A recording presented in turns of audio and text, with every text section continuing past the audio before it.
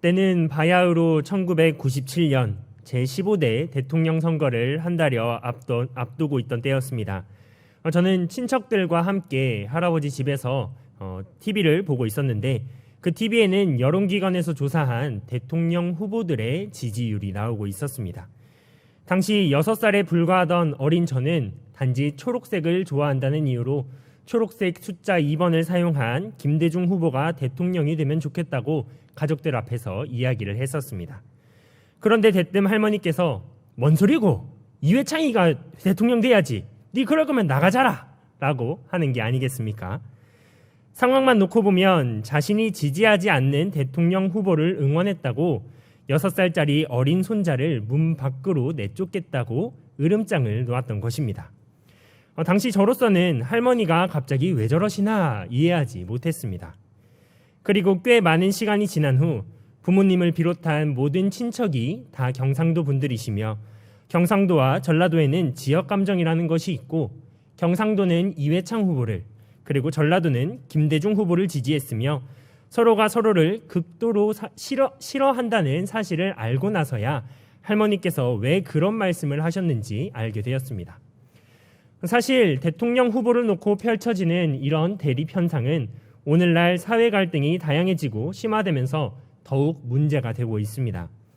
과거엔 갈등이 지역을 위주로 대두되었던 반면 오늘날에는 지역, 나이, 성별, 소득 등 다양한 분야에서 갈등이 일어나며 그 갈등에 따라 더욱 첨예하게 대립합니다. 특히 이번 제20대 대통령 선거를 앞두고도 온 나라가 거의 둘로 나뉘어서 내 편이 아니면 모두가 죽일 놈이고 청산해야 할 적으로 여기며 상대 후보에 대해서는 흑색 성정과 비방만을 쏟아내며 팽팽한 대립을 계속하고 있습니다. 제20대 대통령 선거를 한 주 앞둔 오늘 사도 바울이 그의 영적 아들이었던 디모데에게 준 가르침을 살펴보므로 온 국민이 자신이 지지하는 대통령 후보가 누구냐에 따라 나뉘어 싸움을 계속하고 있는 가운데 신자는 어떠한 자세로 새로운 대통령과 다가올 새 날을 맞이해야 하는지 함께 살펴보고자 합니다. 첫째로 신자는 하나님의 의를 위해 세상 지도자들을 공경해야 합니다. 다 같이 본문 1절 2절 말씀을 봉독하겠습니다. 무릇 멍에 아래 있는 종들은 자기 상전들을 범사에 마땅히 공경할 자로 알지니 이는 하나님의 이름과 교훈으로 비방을 받지 않게 하려 함이라. 믿는 상전이 있는 자들은 그 상전을 형제라고 가볍게 여기지 말고 더 잘 섬기게 하라. 이는 유익을 받는 자들이 믿는 자요 사랑을 받는 자임이라. 너는 이것들을 가르치고 권하라. 아멘. 사도 바울이 이 편지를 작성하던 때는 로마 제국이 세계를 제패하던 시절이었습니다. 당시 로마 사회는 최상위 계급의 귀족들과 또 중간 계급의 자유민들 그리고 하층민의 종과 노예들로 구성이 되어 있었습니다. 그런데 여기서 종에 해당하는 사람들은 인권이라고는 찾아볼 수 없는 대우를 받고 살아왔습니다.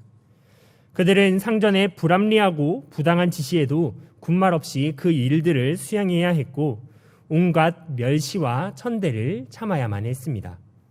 오죽하면 로마인들이 그 종들을 향해 자신의 운명을 스스로 결정할 권리가 없는 자라고 부를 정도였습니다. 인간으로서의 최소한의 대접을 받지 못하는 사람, 그 사람들이 바로 로마 시대의 종에 해당하는 사람들이었습니다. 그런데 자유도 권리도 그 어떠한 존중도 받지 못하던 존재였던 종들 중에는 예수님을 믿는 종들, 즉 그리스도인 종들이 있었습니다. 사도 바울은 그 그리스도인 종들을 향해 자기 상전들을 범사에 마땅히 공경할 자로 알라라고 가르치고 있습니다.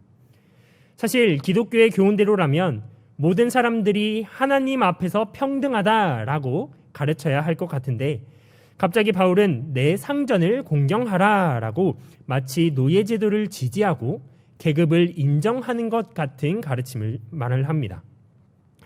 그렇다면 정말 바울이 노예 제도를 암묵적으로 지지하거나 로마의 계급 사회에 순응했기 때문에 그러한 가르침을 주었겠습니까? 그렇지 않습니다. 사도 바울은 권세를 가진 자들에 대해서 신자가 가져야 할 자세를 가르쳐 주었던 것입니다. 먼저 바울이 상전을 공경하라라고 하는 것을 보면 그가 권세를 가진 자들을 인정하였음을 알 수 있습니다. 이는 그가 기록한 로마서 13장 1절 말씀, 각 사람은 위에 있는 권세들에게 복종하라. 권세는 하나님으로부터 나지 않음이 없나니 모든 권세는 다 하나님께서 정하신 바라는 말씀과 일맥상통합니다. 사도 바울은 각 사람의 상전, 즉 그 상전들의 권세는 하나님께서 주신 권세이기 때문에 기본적으로 신자라면 그 권세에 복종해야 함을 누구보다 더 잘 알고 있었던 것입니다. 그리고 계속해서 그 하나님께 권세를 받은 자, 즉 자신의 상전들을 공경해야 하는 이유를 밝히는데 그 이유는 하나님의 이름과 교훈으로 비방을 받지 않게 하기 위함이었습니다. 만약 그리스도인 종이 자기 상전에게 불충한 모습을 보일 경우 단지 그리스도인 종 스스로만 욕을 먹고 끝나는 것이 아니라 그가 믿는 하나님과 교회까지 비방받게 만들 수 있었습니다. 그리고 더 나아가 복음을 전하는 일에 되레 걸림돌이 되어 하나님의 의를 가리는 데까지 다다를 수도 있었습니다. 그렇기에 사도 바울은 그리스도인 종들이 겪는 갖은 수모를 알고 있음에도 그들의 상전이 불합리하고 불공정한 처사를 내린다고 할지라도 그것보다 우선하여서 하나님의 이름을 욕보이지 않고 복음 전파에 방해가 되지 않는 더 큰 대의, 하나님의 의를 위하여서 그들에게 기꺼이 순종하고 그들을 공경하라고 가르쳤던 것입니다. 로마 시대 당시의 종들이 자기 상전들에게 겪던 수많은 인격 모독과 억압, 그리고 멸시와 천대를 오늘날의 사람들이 받게 된다면 아마 어떠한 일들이 일어나겠습니까? 아마 조직적으로 데모가 일어나고 당장에 뭐라도 들고 거리로 쏟아져 나올 것입니다. 왜냐하면 오늘날의 세상 사람들은 무엇보다도 자신의 자유와 권리를 중요시하기 때문입니다. 그들은 누군가가 자신의 자유를 침해하거나 자신에게 불합리한 지시를 한다면 그 대상의 지위고하를 막론하고 반발하며 대항합니다. 그 대상이 정부나 지도자들이라고 할지라도 말입니다. 세상 사람들은 그러할 수 있습니다. 그러나 신자는 그런 세상 사람들과는 달라야 합니다. 직장 상사는 물론 대통령의 지시가 또는 정부의 정책이 자신에게 부당하고 불합리하다고 할지라도 우리는 그들을 인정하고 공경해야 합니다.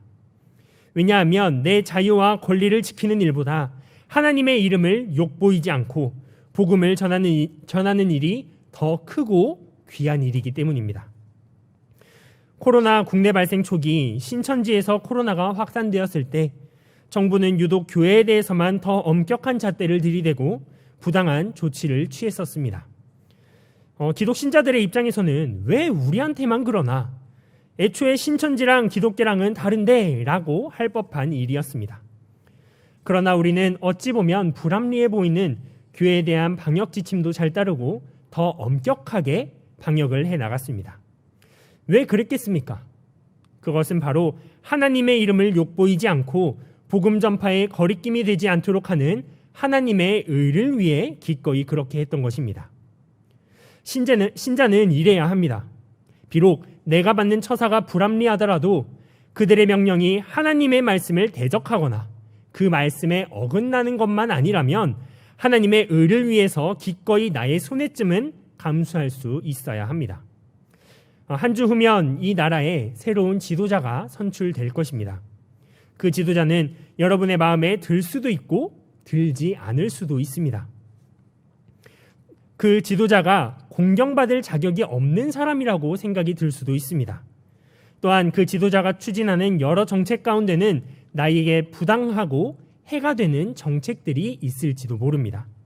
그러나 신자는 그 대통령이 하나님을 부정하고 하나님 말씀에 대적하지만 않는다면 그가 좋고 싫고를 떠나서 나 개인적으로는 부당하다고 생각될지라도 하나님께서 그에게 주신 권세를 인정하고 무엇보다 하나님의 의를 위해 그를 공경하고 따라야 합니다. 새롭게 선출될 대통령이 하나님께서 세우신 대통령임을 굳게 믿고 그를 위해 늘 기도하고 공경함으로 무엇보다 소중하고 귀한 하나님의 이름과 그의 의를 드높이며 전파하는 성도님들이 되시기 바랍니다. 둘째로 신자는 세상의 이익을 쫓지 않고 경건하게 살기 위해 힘써야 합니다. 다 함께 본문 3절부터 10절 말씀을 봉독하겠습니다. 누구든지 다른 교훈을 하며 바른 말 곧 우리 주 예수 그리스도의 말씀과 경건에 관한 교훈을 따르지 아니하면 그는 교만하여 아무것도 알지 못하고 변론과 언쟁을 좋아하는 자니 이로써 투기와 분쟁과 비방과 악한 생각이 나며 마음이 부패하여지고 진리를 잃어버려 경건을 이익의 방도로 생각하는 자들의 다툼이 일어나느니라. 그러나 자족하는 마음이 있으면 경건은 큰 이익이 되느니라.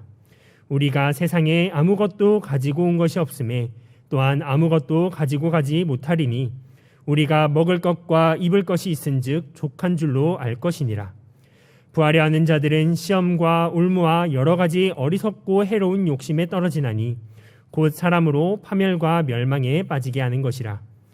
돈을 사랑함이 일만하게 뿌리가 되나니 이것을 탐내는 자들은 미혹을 받아 믿음에서 떠나 많은 근심으로써 자기를 찔렀도다. 아멘. 이 편지가 기록될 당시 에베소에는 다른 교훈을 가르치는 거짓 교사들이 많이 있었습니다. 사도 바울은 디모데를 에베소에서 사역하게 하면서 그들이 다른 교훈을 가르치는 일을 금하게 하였습니다. 그 거짓 교사들은 본문 3절에서 5절 말씀에 기록된 대로 예수 그리스도의 말씀과 경건에 관한 교훈을 따르지 않는 자들이었습니다. 또한 다른 교훈을 가르치며 투기와 분쟁을 일으키는 동시에 거짓된 경건의 모습을 나타내는 위선자이기도 있습니다. 그렇다면 도대체 왜 그들은 다른 교훈을 가르치고 신자들을 잘못된 신앙의 길로 인도했겠습니까? 그 이유는 바로 5절 하반절에 기록된 대로 경건을 이익의 방도로 생각하는, 말 그대로 경건보다 돈을 사랑했기 때문이었습니다. 에베소의 거짓 교사들에게 있어서 세상 재물은 최고의 가치였습니다. 그저 돈만 벌 수만 있다면 경건마저도 돈벌이 수단으로 활용하며 신자들에게 다른 교훈을 가르치는 짓까지 했던 것입니다. 이런 식으로 오직 돈만을 쫓았던 거짓 교사들을 간파한 사도 바울은 디모데에게 세상의 이익이 아닌 신앙의 이익과 경건을 가져다 줄 자족에 대해 설명합니다. 먼저 바울은 인간이라는 존재가 적신으로 왔다가 적신으로 가는 인생이니 먹을 것과 입을 것이 있다면 그것으로 만족하라라고 권면합니다. 왜냐하면 그렇게 하나님이 주신 것에 만족하고 감사하는 삶을 사는 것이 개인의 신앙과 경건에 도움이 되는 일이었기 때문입니다. 그리고 계속해서 바울은 자족하지 않고 세상의 이익만을 쫓는 자들은 시험과 올무와 해로운 욕심에 빠져 곧 파멸에 이르게 된다. 돈을 사랑하고 돈을 탐내는 자들은 끝내 믿음에서까지 떠나게 되는 최후를 맞이하게 될 것이라고 경고합니다. 이 말씀을 보면 바울이 디모데에게 단지 돈을 사랑하지 말아라, 자족하라고 가르쳤구나 하고 오해하기 쉽습니다. 그러나 바울은 그저 단순히 세상의 이익을 멀리하라고만 가르친 것이 아니었습니다. 그는 에베소의 성도들이 돈과 경건 사이에서의 선택에서 돈을 멀리하고 하나님의 말씀에 따라 자족하며 경건하게 살아가는 데 힘쓰는 참된 제자가 되기를 바랐던 것입니다. 그랬기 때문에 사도 바울은 이 모든 가르침을 통해 거짓 교사들은 세상의 이익을 쫓았지만 에베소 교회 성도들 너희만큼은 돈이 아닌 하나님을 쫓고 참된 경건을 꼭 지켜야 한다고 권면했던 것입니다. 돈보다 경건한 삶이 먼저다. 이는 경향의 성도님들이라면 누구나 알고 있고 이해하는 내용일 것입니다. 그런데 이 원칙은 대통령 투표에도 적용이 됩니다. 세상 사람들은 대통령 투표에 앞서 어떤 대통령 후보가 나한테 경제적 이익을 가져다 줄지, 누가 내 주머니 사정을 나아지게 할지를 최우선적으로 생각합니다. 그리고 나에게 있어서 가장 큰 이익을 가져다 줄 후보에게 투표합니다. 왜냐하면 그들에게 있어서 돈은 인생 최고의 가치이기 때문입니다. 이러한 일들은 세상 사람들에게 있어서 너무나도 당연한 행동입니다. 하지만 신자는 세상의 이익이 최우선이 되어서는 안 됩니다. 신자들은 대통령 투표에 앞서 어떤 대통령 후보가 나에게 돈이 될까를 살피기 전에 누가 나의 경건에 도움이 되고 나의 신앙생활에 유익을 줄 수 있는지를 살펴보아야 합니다. 왜냐하면 참된 신자는 돈보다 경건, 즉 참된 신앙생활이 먼저인 자들이기 때문입니다. 당장에 나에게 억만금을 가져다 줄 수 있는 대통령 후보라고 할지라도 내가 하나님 말씀대로 살아가는 데 있어 방해가 되고 해를 끼칠 수 있는 후보라면 결코 그에게 투표하지 말아야 합니다. 그렇다면 어떻게 그 후보가 나의 경건과 신앙생활에 방해가 될지를 알 수 있겠습니까? 그 방법은 그들이 주장하는 정책이 하나님 말씀에 비춰보았을 때 합당한지를 살펴보는 것입니다. 무신론 공산주의를 표방하지는 않는지, 성평등이라는 핑계로 동성애를 지지하지는 않는지, 하나님께서 주신 노동의 가치를 훼손하지는 않는지 하는 것들입니다. 신자는 이러한 것들을 확인하여 세상에서의 이익을 가져다 줄 후보를 찾기보다 나의 경건 생활에 도움이 될 후보를 지지할 줄 알아야 합니다. 신자가 살아가며 꼭 지켜야 할 것 중 하나가 바로 하나님 말씀과 그 말씀대로 사는 경건한 삶입니다. 그것은 내가 부자가 되는 일과는 비교할 수도 없이 귀하고 귀한 일입니다. 돈을 사랑하고 해로운 욕심에 사로잡혀 억만장자가 된다고 한들 믿음에서 떠나 파멸과 멸망에 빠진다면 무슨 소용이 있겠습니까? 결국 우리는 이 세상을 떠날 때 빈손으로 하나님께 돌아가게 된다는 것을 늘 기억하며 자족의 자세를 지키는 가운데 대통령 투표에 앞서 세상의 이익을 따르기보다 개인의 경건과 신앙생활을 지키기 위해 힘쓰는 경향의 모든 성도님들이 되시기 바랍니다. 셋째로 신자는 세상의 것들에 소망을 두지 않고 장차 오실 예수 그리스도만을 소망하며 인내함으로 영적 싸움에서 승리해야 합니다. 다 같이 본문 11절에서 16절 말씀 읽겠습니다. 오직 너 하나님의 사람아, 이것들을 피하고 의와 경건과 믿음과 사랑과 인내와 온유를 따르며 믿음의 선한 싸움을 싸우라. 영생을 취하라. 이를 위하여 내가 부르심을 받았고 많은 증인 앞에서 선한 증언을 하였도다. 만물을 살게 하신 하나님 앞과 본디오 빌라도를 향하여 선한 증언을 하신 그리스도 예수 앞에서 내가 너를 명하노니 우리 주 예수 그리스도께서 나타나실 때까지 흠도 없고 책망받을 것도 없이 이 명령을 지키라. 기약이 이르면 하나님이 그의 나타나심을 보이시리니 하나님은 복되시고 유일하신 주권자이시며 만왕의 왕이시며 만주의 주시오. 오직 그에게만 죽지 아니함이 있고 가까이 가지 못할 빛이 거하고 어떤 사람도 보지 못하였고 또 볼 수 없는 이시니 그에게 존귀와 영원한 권능을 돌릴지어다. 아멘.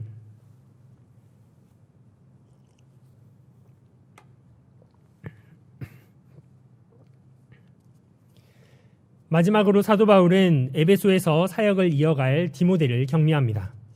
그의 격려의 첫마디는 오직 너 하나님의 사람아 였습니다.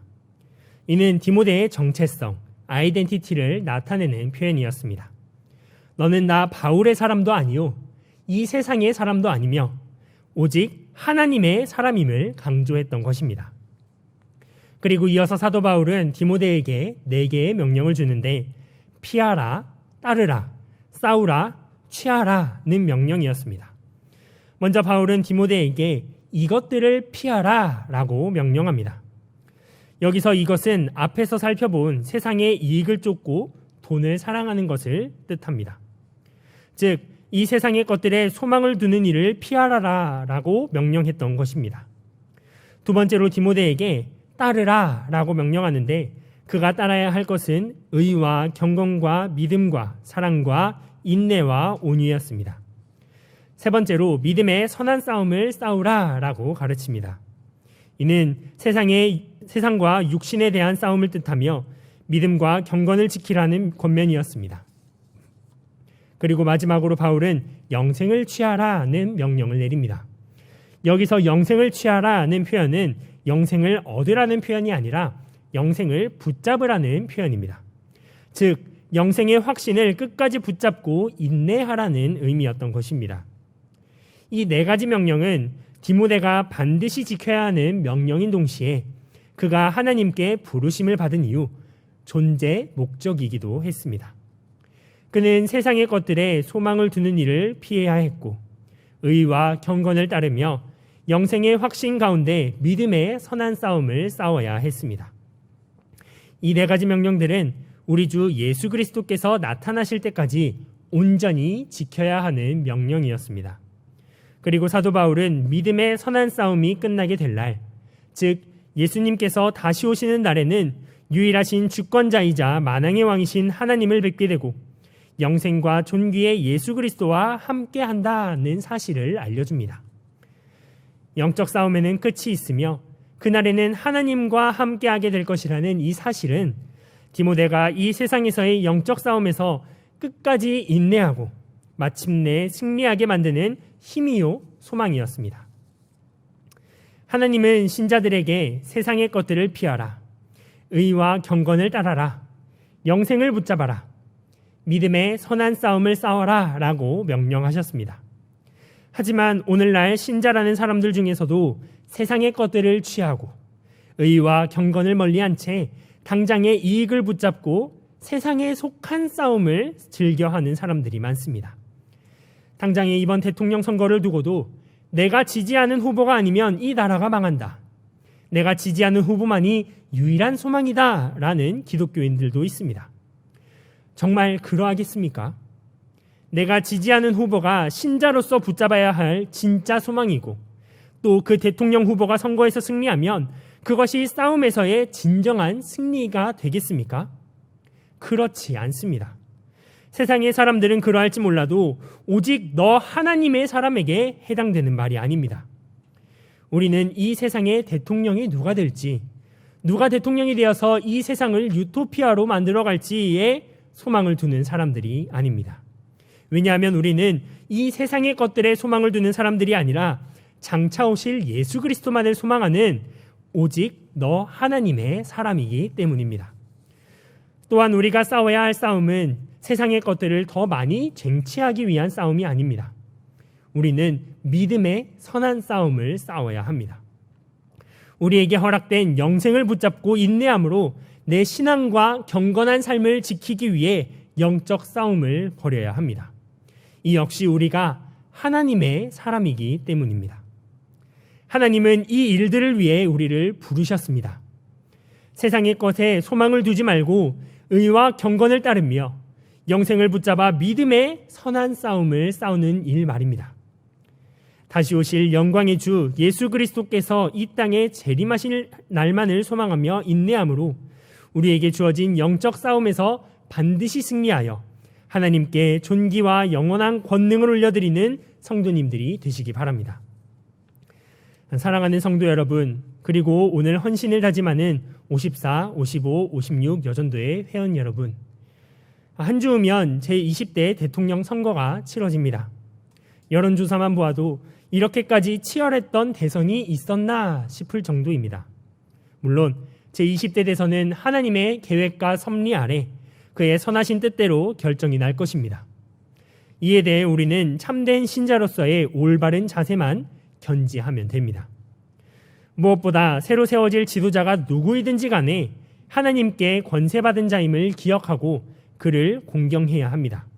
그것은 나를 위한 일도 국가를 위한 일도 아닙니다. 오직 하나님의 이름으로 비방을 받지 않으며 복음 전파의 일에 도움이 될 하나님의 의를 위한 일입니다. 또한 우리는 세상의 이익을 쫓지 않고 하나님의 말씀에 따르는 경건한 신앙을 지키기 위해 힘써야 합니다. 세상 사람들은 자신의 이익을 쫓아 살고 그 이익에 따라 지도자를 선출하지만 신자는 세상의 이익을 따르지 않고 그보다 먼저 하나님 말씀대로 살기에 힘쓰는 경건 생활에 더 우선할 수 있어야 합니다. 그리고 마지막으로 참된 신자는 이 세상에 소망을 두지 않고 오직 다시 오실 예수 그리스도만을 소망하며 인내함으로 우리에게 주신 사명 감당, 믿음의 선한 싸움을 싸워야 합니다. 그것이야말로 참된 신자의 삶이자 우리가 이 세상에 존재하는 진짜 목적입니다. 세상 사람들은 자신만의 기준, 자신의 이익, 또 자신이 살아가는 이 세상에 초점을 두고 살아가지만 하나님의 사람은 하나님의 의, 경건의 이익과 우리의 영원한 본향, 저 천국을 바라보며 사는 사람이기 때문입니다.